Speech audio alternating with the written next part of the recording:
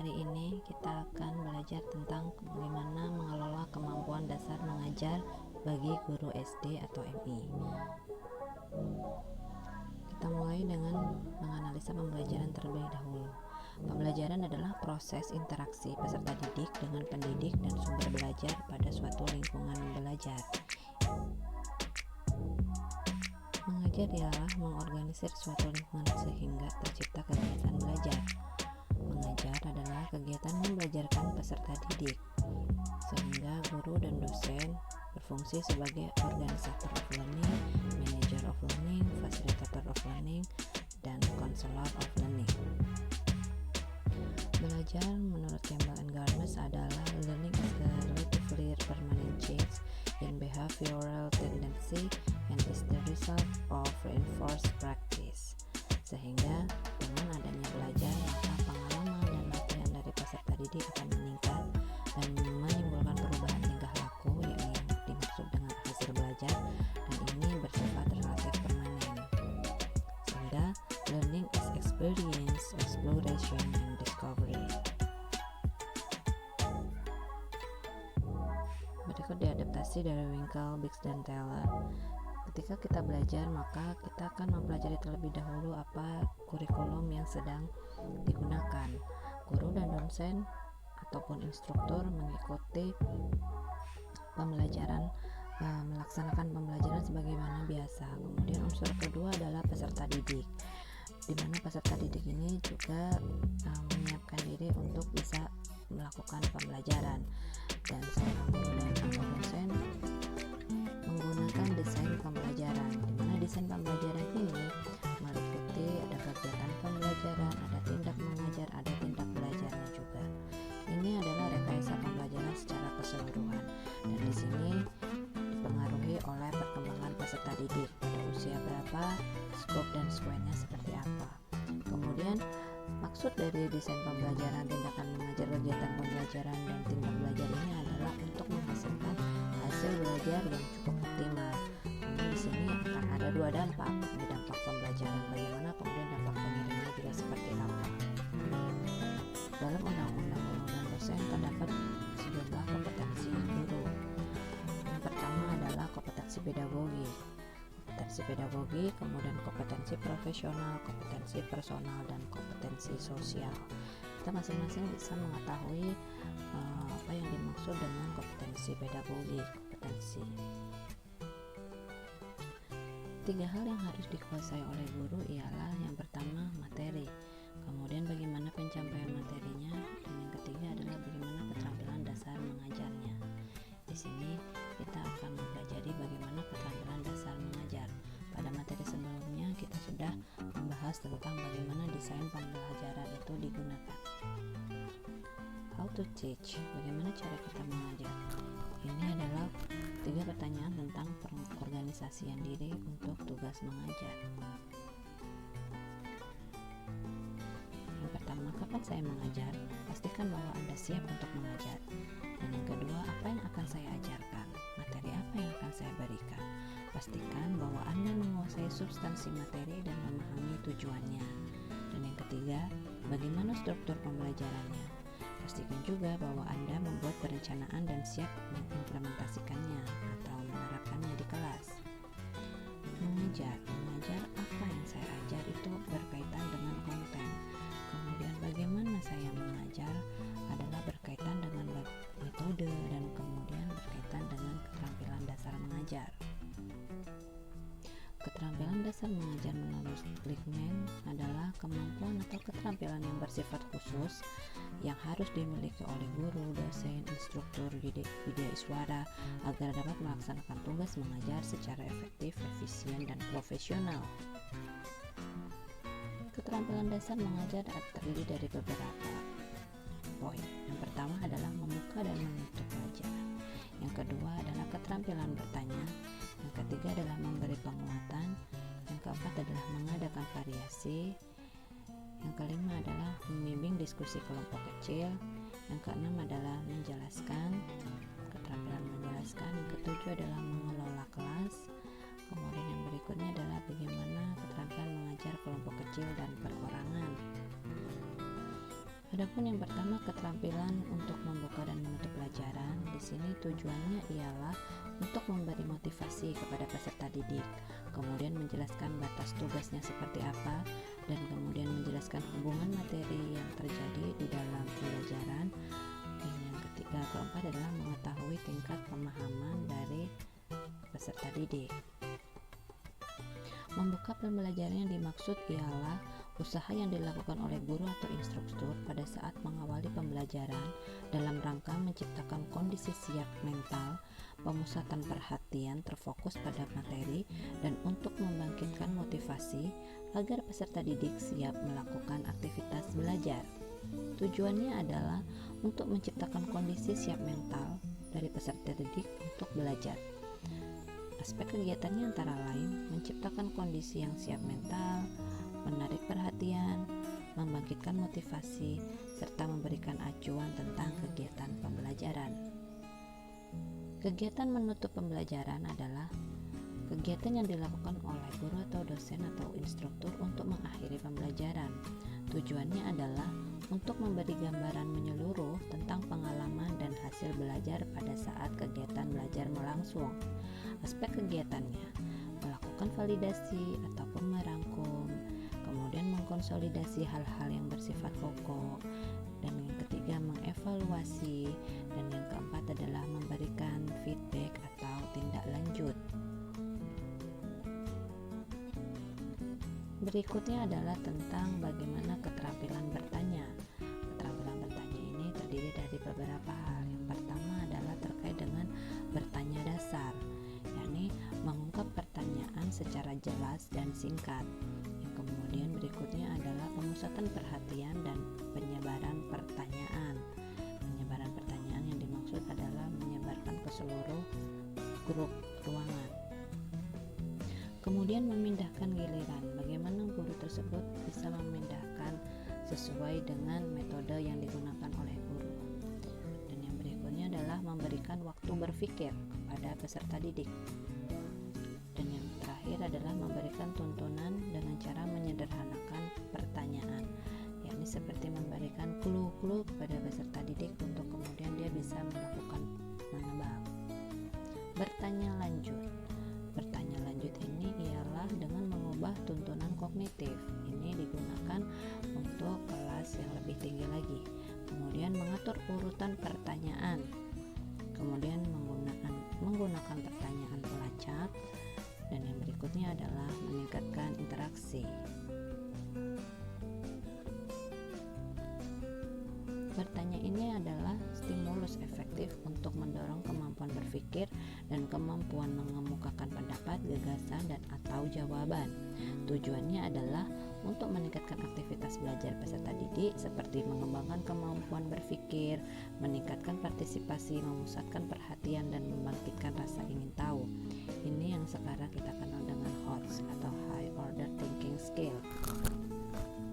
Aspek kegiatannya antara lain bertanya dengan penuh antusias dan hangat, kemudian mengatur pola lalu lintas pertanyaan atau sebaran pertanyaan kepada siapa saja, kemudian hindari pertanyaan bermakna ganda atau ambigu dan membingungkan, kemudian bertanya secara berjenjang. Bisa dimulai dari hal-hal yang bersifat umum terlebih dahulu untuk kemudian menuju hal-hal yang lebih bersifat detail. Kemudian melakukan pertanyaan untuk menggali lebih dalam lagi, menggali untuk mengajak peserta didik lebih berpikir kritis. Kemudian berikan waktu secukupnya untuk peserta didik menjawab. Mengapa keterampilan bertanya penting? Karena bertanya merupakan indikator proses dari berpikir. Keterampilan bertanya terkait dengan kemampuan berkomunikasi, dan bertanya merupakan faktor dalam inquiry science atau faktor dalam rasa ingin tahu siswa. Bagaimana menggali rasa ingin tahu siswa yang lebih tinggi dengan cara dia berpikir lebih kritis dengan melakukan pertanyaan-pertanyaan. Teknik bertanya, ada bertanya dasar dan ada bertanya lanjut. Ini bertanya dasar tujuannya adalah agar peserta didik dapat mengingat kembali atau recalling. Kemudian bertanya lanjut adalah ditujukan agar peserta didik dapat mengembangkan keterampilan berpikirnya untuk berpikir lebih kreatif dan kritis.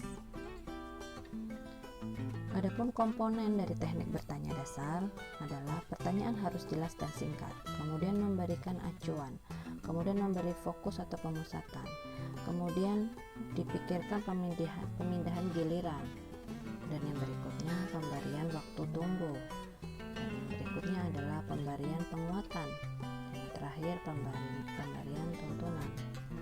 Ini dimaksudkan agar peserta didik bisa bertanya dengan lebih detail lagi dan lebih kritis lagi. Adapun teknik bertanya lanjut adalah perubahan tuntunan tingkat berpikir dari berpikir tingkat dasar pada pola berpikir tingkat tinggi. Pengaturan urutan pertanyaan dapat dikembangkan dari taksonomi yang digunakan, misalnya dari taksonomi Bloom. Gunakan pertanyaan melacak, yakni mengklarifikasi, menguji ketepatan, argumentasi, memberi contoh, dan memprediksi. Kemudian meningkatkan interaksi antar peserta didik. Model interaksi dalam teknik bertanya, yakni terdiri dari dua. Pertama, model pingpong. Pertanyaan berbeda dipindah gilirkan antara guru dan siswa. Pertanyaannya berbeda, kontennya berbeda. Kemudian model permainan bola basket. Pertanyaan yang sama dipindah gilirkan antara siswa ke siswa lainnya. Ini seperti meminta pendapat. Kemudian jenis pertanyaan berdasarkan pola interaksi guru dan siswa, yakni ada pola pertanyaan probing, yakni pertanyaan melacak atau untuk menggali lebih dalam lagi.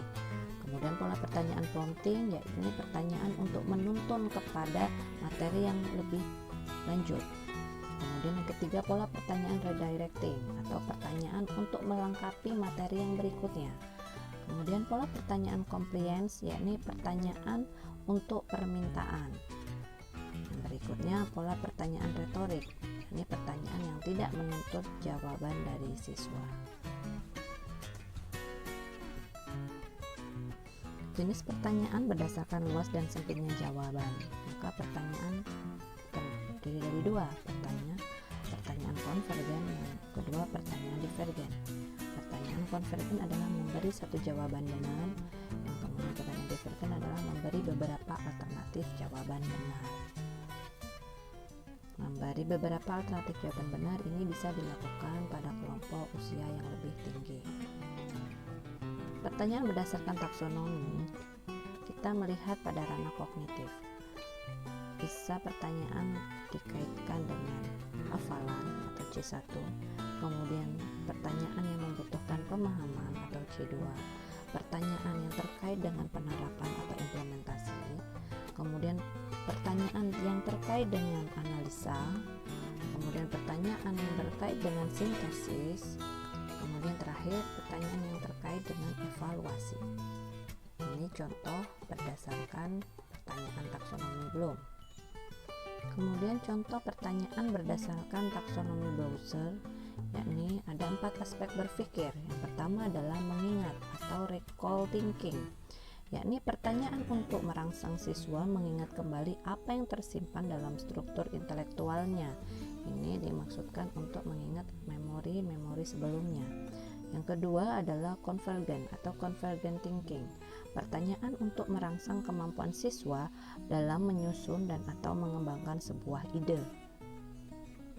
Yang ketiga adalah pertanyaan divergent atau divergent thinking, pertanyaan untuk merangsang siswa untuk dapat memberikan sejumlah alternatif jawaban benar.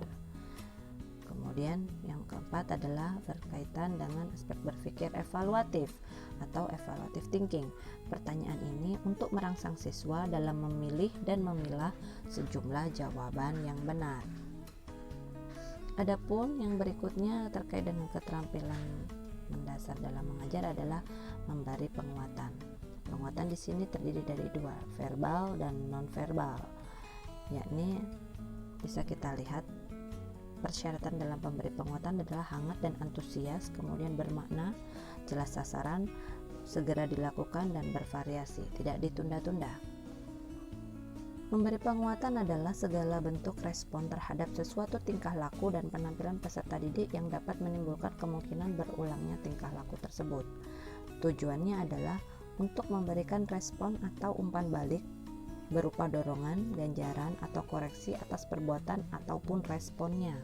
Kemudian aspek kegiatannya memberikan penguatan verbal dengan ungkapan lisan seperti baik, bagus, good, tepat sekali, dan sebagainya.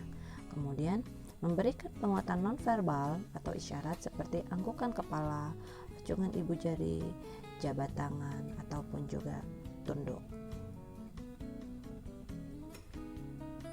Yang keempat adalah keterampilan mengadakan variasi. Mengadakan variasi adalah upaya guru untuk menciptakan kondisi belajar yang bervariasi sehingga pembelajaran selalu menarik atau menyenangkan dan efektif. Tujuannya adalah untuk memelihara suasana pembelajaran agar selalu menarik, menyenangkan, tidak membosankan, dan agar peserta didik tetap antusias, bergairah, penuh perhatian, dan berperan serta aktif dalam pembelajaran. Aspek kegiatannya adalah variasi dari interaksi, ada suara, ada silent, suara naik turun gitu ya, kemudian kontak pandang kita antara guru dan siswa, kemudian gerakan badan kita, pemusatan perhatian dengan kita berjalan dari depan ke belakang, dan posisi guru atau dosen di mana, di dalam kelas. Berikutnya adalah variasi penggunaan media pembelajaran. Media pembelajaran yang digunakan tidak monoton alias bervariasi. Kemudian variasi penggunaan metode pembelajaran yang sebelumnya sudah kita pelajari pada file-file sebelumnya.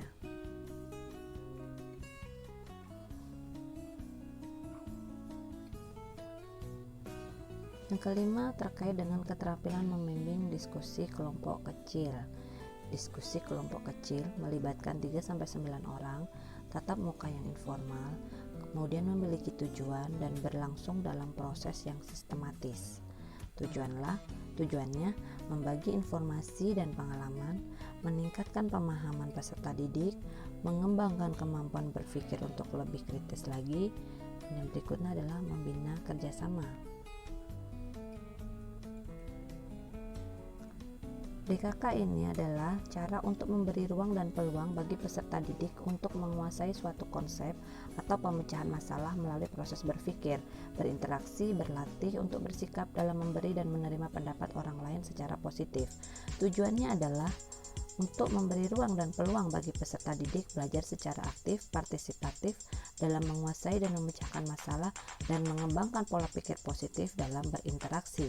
Adapun aspek kegiatannya adalah memberi ruang dan peluang untuk belajar aktif, memberi ruang dan peluang untuk belajar menguasai keadaan dan memecahkan masalah, dan yang ketiga adalah mengembangkan pola pikir interaktif dan positif. Sehingga yang terjadi adalah anak-anak bisa memusatkan perhatian, masalah menjadi jelas, anak-anak bisa dianalisis pandangannya, kemudian bagaimana menyebarkan kesempatan untuk berpartisipasi secara aktif, dan yang terakhir adalah dengan menutup diskusi. Maka diskusi efektif apabila topiknya sesuai, persiapan memadai, pemimpinnya siap, dan kelompoknya aktif. Yang keenam dari keterampilan mendasar mengajar adalah keterampilan menjelaskan, di mana tujuannya adalah untuk membimbing siswa memahami konsep, memberi penalaran, terlibat dalam berpikir, dan untuk mendapatkan balikan dari siswa. Adapun komponennya adalah merencanakan penjelasan, isi pesan, karakteristik siswa, kemudian menyajikan penjelasan. Penjelasannya cepat, contohnya tepat, ilustrasinya tepat, dan pemberian tekanannya juga tepat. Menjelaskan di sini adalah penyajian informasi secara lisan atau dibantu dengan media yang diorganisasikan secara sistematis. Tujuannya adalah untuk meningkatkan pemahaman dan fungsionalitas yang menunjukkan hubungan sebab akibat dari sesuatu yang diketahui dan yang belum diketahui. Adapun aspek kegiatannya adalah merencanakan isi pesan, merencanakan cara penyampaian isi pesan, dan merencanakan penerima pesan, memberi ilustrasi sesuai dengan latar belakang pengalaman, dan memberikan contoh untuk memberi penguatan pengalaman. Aspek yang ketujuh adalah keterampilan dalam mengelola kelas. Mengelola kelas adalah kemampuan untuk menciptakan dan memelihara kondisi belajar yang optimal, dan keterampilan untuk mengembalikan kondisi belajar secara optimal pula. Tujuannya adalah untuk menciptakan dan memelihara atmosfer pembelajaran lebih baik dan lebih optimal lagi, serta menjaga situasi pembelajaran agar terhindar dari perilaku yang menyimpang. Aspek kegiatannya, keterampilan yang berhubungan dengan menciptakan kondisi belajar yang optimal ialah menunjukkan sikap tanggap, membagi perhatian dalam seluruh kelas, memusatkan perhatian kelompok, memberi petunjuk, serta menegur apabila terjadi penyimpangan. Kemudian, keterampilan yang berhubungan dengan mengembalikan kondisi belajar yang optimal adalah memodifikasi tingkah laku, melakukan pengelolaan terhadap kelompok, dan yang ketiga adalah menemukan dan memecahkan tingkah laku yang menimbulkan masalah di dalam kelas.